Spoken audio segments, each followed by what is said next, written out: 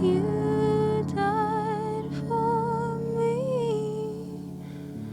on that day.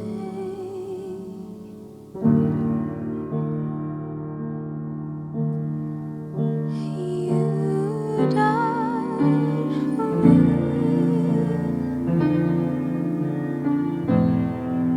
And when we came to the place called Calvary, there I crucified you. Father, forgive me, for I don't know what I'm doing. Perfect love given to me, nailed to a tree. What have I done? Woe is me, for I am undone. How could I have killed my perfect gift?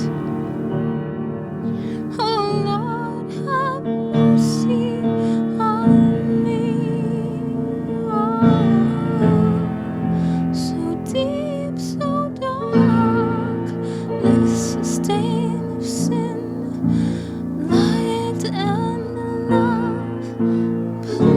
Please come in to this dark heart, this hard, dark heart of mine. Make me shine, make me thine. Let me be yours now and forevermore.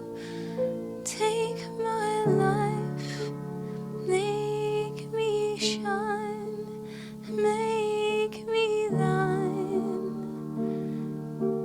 Fill me, use me, take me, make me fully and forever yours, please. Jesus, I give you my everything. Love so full, so real, so free, so warm, so true. Now and forever found in you. Because on the day you died for me, you set me free, you set me free. Your love bought me and set me free to love you, free to love you.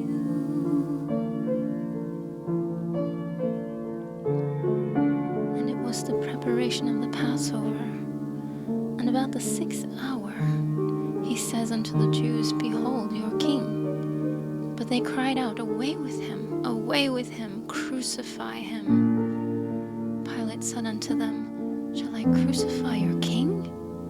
The chief priests answered, We have no king but Caesar.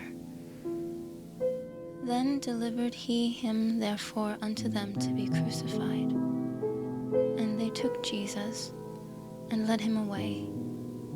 And he, bearing his cross, went before into a place called the place of a skull, which is called in the Hebrew Golgotha, where they crucified him, and 2 others with him on either side, and Jesus in the midst. And Pilate wrote a title and put it on the cross, and the writing was, Jesus of Nazareth, the King of the Jews. Then the soldiers, when they had crucified Jesus, took his garments and made 4 parts, to every soldier a part, and also his coat. Now the coat was without seam, woven from the top throughout. They said therefore among themselves, Let us not rend it, but cast lots for it, whose it shall be, that the scripture might be fulfilled, which says, They parted my raiment among them, and for my vesture they did cast lots. These the soldiers did. Now there stood by the cross of Jesus his mother, and his mother's sister, Mary, the wife of Cleophas, and Mary Magdalene. When Jesus therefore saw his mother, and the disciple standing by, whom he loved, he said unto his mother, Woman, behold thy son. Then saith he to the disciple, Behold thy mother. And from that hour that disciple took her unto his own home. After this, Jesus, knowing that all things were now accomplished, that the scripture might be fulfilled, saith, I thirst. Now there was a vessel full of vinegar, and they filled a sponge with vinegar, and put it upon hyssop, and put it to his mouth. When Jesus therefore had received the vinegar, he said, It is finished. And he bowed his head, and gave up the ghost. The Jews therefore, because it was the preparation, that the bodies should not remain upon the cross on the Sabbath day, for that Sabbath day was an high day, besought Pilate that their legs might be broken, and that they might be taken away. Then came the soldiers and brake the legs of the first and of the other which was crucified with him. But when they came to Jesus and saw that he was dead already, they brake not his legs, but one of the soldiers with a spear pierced his side, and forthwith came there out blood and water. And he that saw it bare record, and his record is true, and he knoweth that he saith true, that ye might believe. For these things were done, that the scripture should be fulfilled, A bone of him shall not be broken. And again another scripture saith, They shall look upon him whom they pierced. And after this, Joseph of Arimathea, being a disciple of Jesus, but secretly for fear of the Jews, besought Pilate that he might take away the body of Jesus. And Pilate gave him leave. He came therefore and took the body of Jesus. And there came also Nicodemus, which at the first came to Jesus by night, and brought a mixture of myrrh and aloes, about 100 pound weight. Then took they the body of Jesus, and wound it in linen clothes with the spices, as the manner of the Jews is to bury. Now in the place where he was crucified there was a garden, and in the garden a new sepulchre, wherein was never man yet laid. There laid they Jesus, therefore because of the Jews' preparation day, for the sepulchre was nigh at hand. The first day of the week cometh Mary Magdalene early, when it was yet dark, unto the sepulchre, and seeth the stone taken away from the sepulchre. Then she runneth and cometh to Simon Peter, and to the other disciple whom Jesus loved, and saith unto them, They have taken away the Lord out of the sepulchre, and we know not where they have laid him. Peter therefore went forth, and that other disciple, and came to the sepulchre.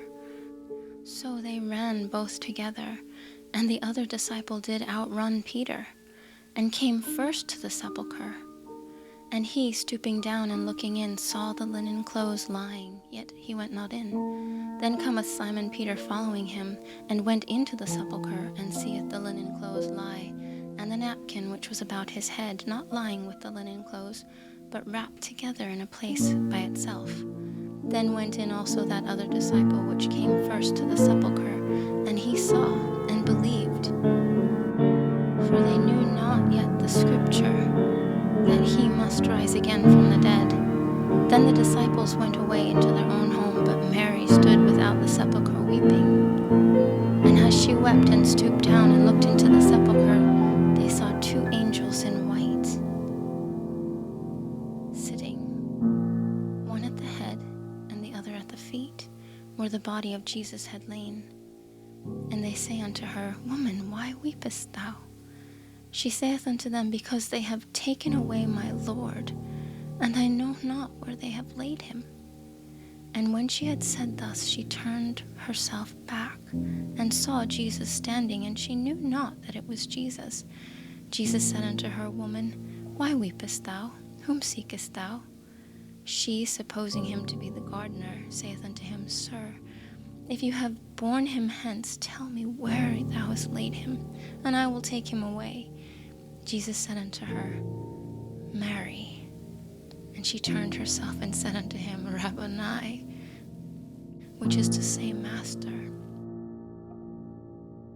Jesus saith unto her, Touch me not, for I am not yet ascended to my Father, but go to my brethren and say unto them, I ascend to my Father, and to your Father, and to my God, and to your God.